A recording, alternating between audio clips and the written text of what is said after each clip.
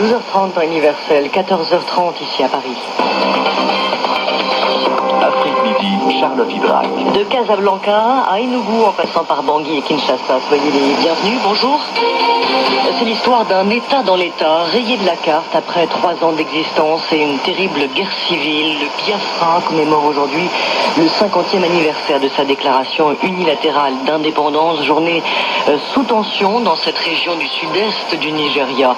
Alors 50 ans après, que reste-t-il de ce rêve indépendantiste? Il reste l'image à la fois d'un traumatisme, un sentiment de persécution qui perdure jusqu'à aujourd'hui, et en même temps un souvenir glorieux d'un passé avec une république indépendante qui voulait innover en Afrique subsaharienne. Le chercheur Marc-Antoine Pérouse de Monclos, invité de Christophe Bobouvier, dans 20 minutes. Une nouvelle manifestation hier soir à Al Hoceima au Maroc, et cela après l'arrestation du leader de la contestation dans le Rif, Nasser Zefzafi. Il n'est pas le seul. Ces derniers jours, une quarantaine de protestataires ont été arrêtés. Des cas de disparition sont signalés. À suivre encore un rapport de la mission de l'ONU en Centrafrique sur les exactions dans le pays. Il remonte à 2003.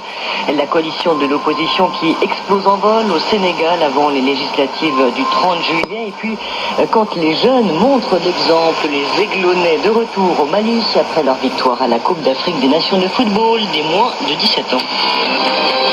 Cela reste une histoire très très sensible au Nigeria, cette guerre du Biafra, une page sombre, extrêmement meurtrière. 1 million de morts entre 1967 et 1970, notamment à cause de la famine. Les images, les photos squelettiques avaient fait le tour du monde. 50 ans après, cette déclaration unilatérale d'indépendance du Biafra est commémorée sous tension. Pas de grande célébration aujourd'hui, mais les mouvements